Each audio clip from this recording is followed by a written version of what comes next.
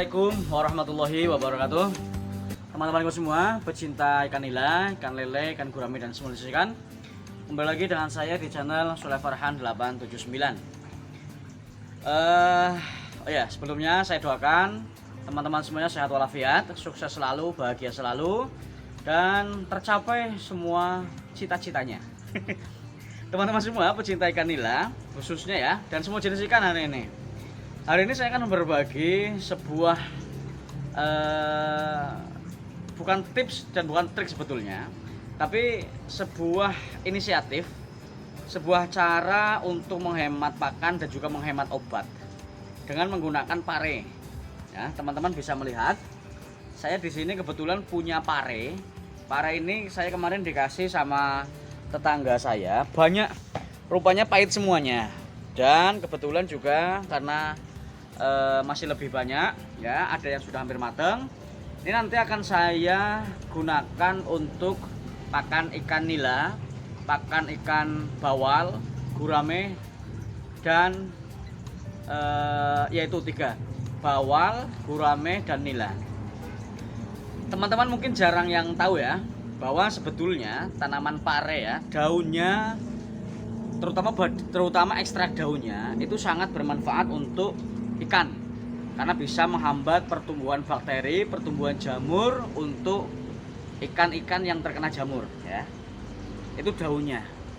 Nah, lalu buahnya bagaimana? Buahnya rupanya juga sama sebetulnya, bisa juga untuk menghambat pertumbuhan jamur yang ada di ikan air tawar khususnya. Nah, pare ini saya cari yang sudah agak matang, yang mungkin tidak dimasak sama my love, my istri ya, my wife. Jadi saya gunakan yang tua-tua saja. Ini fungsinya kandungannya itu hampir sama dengan getah Kamboja yang dulu pernah saya bagikan kepada teman-teman ya. Yaitu ada kandungan, saya lupa kandungannya, mungkin ada saya lupa lah karena ini mendadak. Yang jelas ini fungsinya hampir sama dengan tanaman Kamboja, getah Kamboja atau batang Kamboja. Nah, caranya seperti apa? Cara seperti ini teman-teman. Prinsipnya seperti ini dulu ya. Prinsipnya itu ikan memang asal itu tanaman tidak beracun, ikan itu tidak masalah sebetulnya. Nah, tanaman-tanaman yang beracun dulu pernah saya sampaikan ya, yang bahaya untuk ikan misalkan kayak jenuh ya. Jenuh itu bahaya untuk ikan. Jenuh itu yang manjang, ditumbuk keluar getahnya itu ikan akan mendem, akan semaput, akan pingsan, itu bahaya. Terus kemudian juga akasia itu juga bahaya untuk ikan. Juga kemudian rendaman daun rambutan itu juga bahaya untuk ikan. Setahu saya begitu, sepengalaman ya. Kalau berbeda itu beda-beda. Terus kemudian yang mengandung manfaat seperti misalkan daun cimplukan itu bermanfaat. Kemudian daun jowar ya bermanfaat. Kemudian daun Kamboja bermanfaat. Kemudian daun rumput suketeki ya, kalau kata Didi Kempot, suketeki, nah itu juga bermanfaat. Daun pepaya bermanfaat. Satu lagi yang jarang diketahui orang, ini daun pare yang pahit juga buahnya. Sangat gampang. Kalau teman-teman tidak mau repot, cukup diiris seperti ini, seret. Nah, agak repot saya ini. Biar tidak repot begini saja. Ini ikan lihat. Teman-teman lihat dulu. Ini ikan ya, bukan ikan karet, bukan ikan mainan, bukan ikan yang di alun-alun yang dipancing. Ini ikan asli. Cukup diiris begini, set. Nah, cemplungkan saja. Kalau misalkan ikan ini beracun, pare ini beracun, makanya akan keracunan dulu ikan saya. Ya, cemplungkan saja begini, nanti dia akan dimakan. Nah, di sini dan di sini juga sama biji-bijinya wes, sama biji-bijinya. Nah, itu ya teman-teman. Ini nanti semua kolam akan saya kasih pare semua ya. 4 jenis ikan nila, gurame, bawal itu akan saya kasih semua. Ini sekedar untuk contoh biar teman-teman itu tidak bingung cara memberinya. sebetulnya yang bagus ekstraknya. Tapi kalau lantaran ini juga bisa mau nanti dimakan lama-lama, tapi ya ini tidak serakus makan pelet kalau makan pare. Nah, itu nanti akan dimakan lama-lama, atau mungkin ekstraknya ini akan keluar sehingga akan sangat berfungsi untuk mengurangi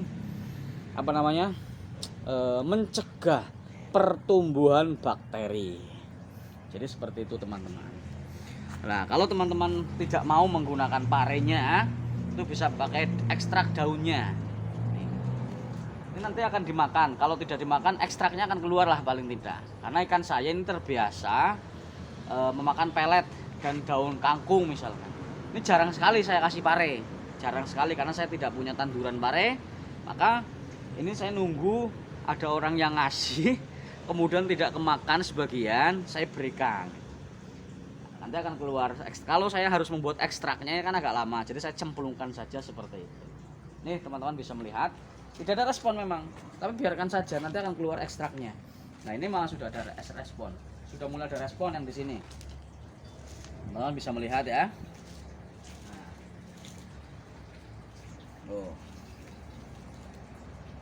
Teman-teman bisa melihat, ini sudah mulai ada respon dari ikan-ikan yang kecil. Nah, terus apa tidak sayang pare dikasihkan sama ikan? Ya sayang sebetulnya. Makanya saya menyarankan pare-pare yang sudah tidak dimakan lagi. Pare yang sudah tidak dimakan, yang tidak disayur. Nah, kalau yang masih disayur ya jangan, sayang, itu karena beli ya. Nanti sampean dimarahi sama istri, tidak dibuatkan kopi, tidak dibuatkan teh, parahnya dikunci kamarnya. Kan kasihan sampean. Ikannya sehat tapi sampean pusing kepalanya gara-gara pare. Jadi ya pokoknya yang sudah tidak kepakai pare ini cemplungkan. Ini memang yang lebih hemat lagi sebetulnya pakai pace. Pace itu bagus. Pace sama juga tidak terlalu ngamel ikan ini, tapi manfaatnya banyak. Kalau saya itu memang kadang apa yang ada di dapur yang sudah tidak kepakai saya kasihkan untuk ikan. Nah, dulu pernah saya buat konten yang tentang pisang, sisa pisang saya kasihkan kepada ikan, tapi alhamdulillah ikan juga tidak masalah dan mau rupanya. Kalau misalkan kalau misalkan pisangnya ini tidak terlalu banyak, tidak masalah.